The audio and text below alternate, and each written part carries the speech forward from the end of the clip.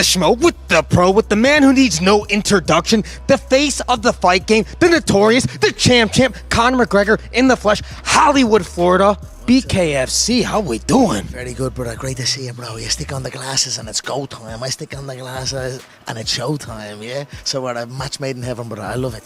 What's the crack? You enjoying yourself at the bare knuckle? What do you think of the press conference? What do you think of the buzz? It's the electricity, the vision. This is for real, bro. I don't miss. Have I missed yet? I ain't missed yet.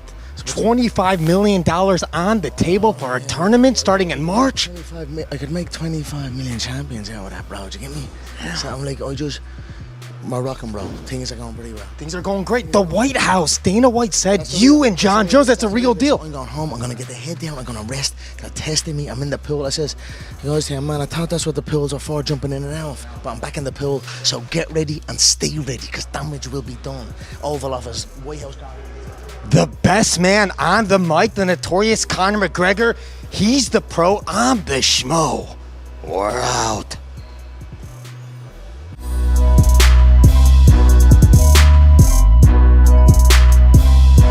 Nate.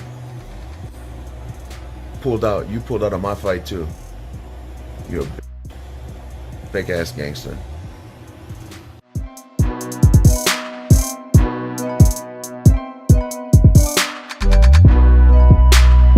And I've always said this as well because people try and like discredit his win as a champion. I've said, bro, he is a champion no matter what. He's got a belt at his house, at his gym, sitting there to represent him as a champion at one point.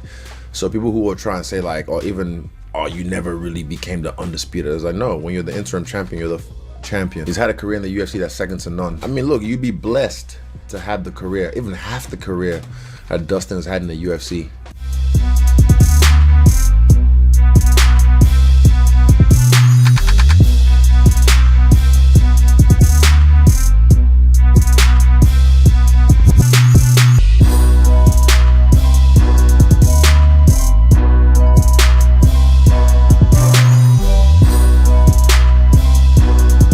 Hope Khamzat Chimaev wins the title next month against Dricus, and would that be very motivating for you to hopefully get that fight when he is champion? I want to fight him very badly. I want to hurt him. Doesn't matter if he won that fight or not. Doesn't matter. We need to fight. He talked very bad things about me on my girl Instagram DM. So this is totally personal. I feel angry just to hear his name. So we need to fight. We are young. We're gonna be online. So I'm gonna do my best Saturday if God give me the victory, because He knows and He control everything. But I'm pretty sure I'm gonna get the victory and I'm gonna call his name. Doesn't matter if he win or not. You know, this fight just will not happen if he retire. What kind of things was he messaging her? Huh? You said he was sending messages in her DMs. Do you remember? Yeah, dirty things, you know, like, man, you man, he's, huh? Yeah, you should look for better man, something like that, you know. Bad things, dirty things, you know. It is not a kind of a real man, confident man, what to do, you know. Why he messaged her? Why he didn't message me instead of her, you know. Coward. He's a coward.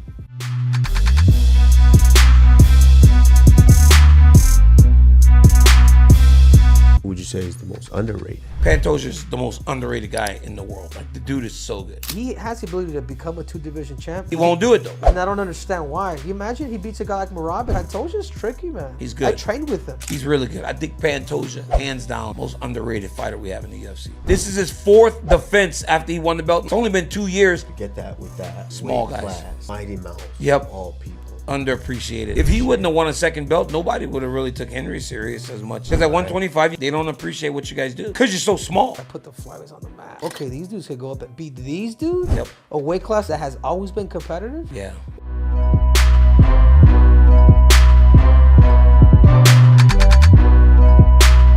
Foot, I know it's broken, and the foot is broken. The foot is broken. Foot's broken. I think I did that like 3 kicks in, kicked him right in the dang elbow. My goal was to break his arms. I wanted to break his arms. I don't care if I hit him in the arm. You know, like I said, I could hurt later. We got to get it looked at just to find out which part of the foot is broken. This is something if you took x-rays of my feet, man, I think I've broken my feet so many times just in my kickboxing days. Yeah. Kicking elbows too. So, got the foot broken and the shin. Like I said, what I'm worried about is infection. And because I think it was in the 3rd round, he had me up against the fence and he was using the bottom of his foot to hit me in that area, and he was kind of healing that area. So you got nastiness on the canvas. So trying to keep that thing clean, trying to keep that thing, not get infected is pretty tough.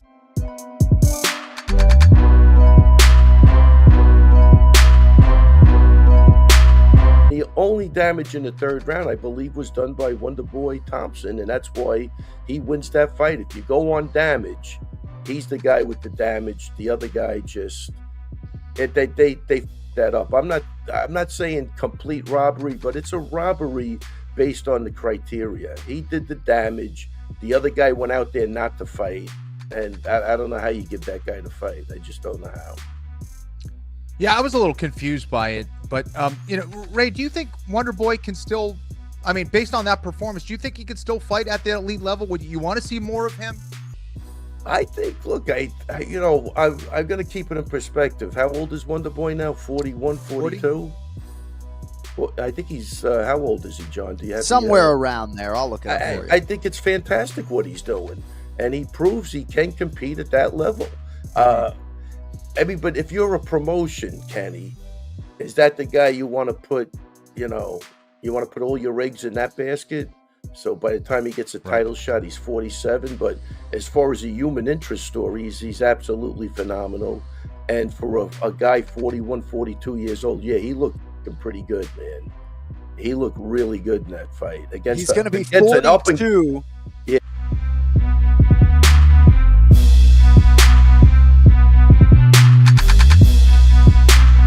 You guys had this champion summit. You had all the big names, all the champions. Conor McGregor was there, and you made a massive announcement regarding this tournament that's going to culminate next spring. Tell Ade about the champion summit and the amount of money, the pot of gold at the end of the rainbow here. Perhaps this will help.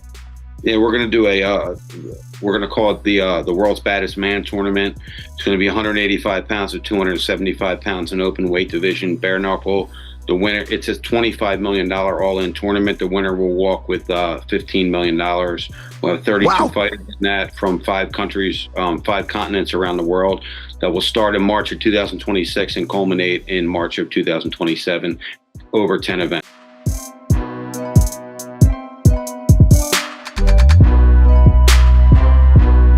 Derek's your guy. I think Derek's your guy. And everybody that Tom beat, Derek's already beat. Well, we all sit in limbo and we wonder what's going to happen with Jon, which doesn't come down to what Jon wants to do. It comes down to, do we need Jon? The answer is yes in one scenario, and it's for Tom. But I do think in the short term and with recency bias, I like the idea of Derek versus Tom more than any heavyweight fight I can think of.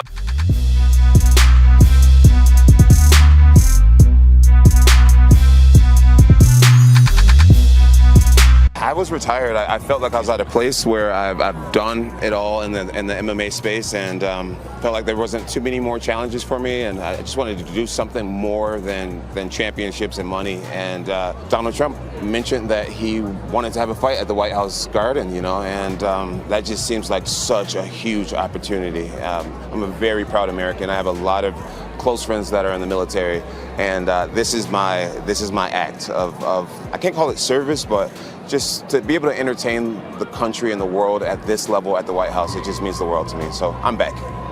So they've announced this White House UFC fight. Can we expect to see you on the card? I can't promise anyone anything, but I have a very strong feeling that I'll be on that card. It's going to be historic.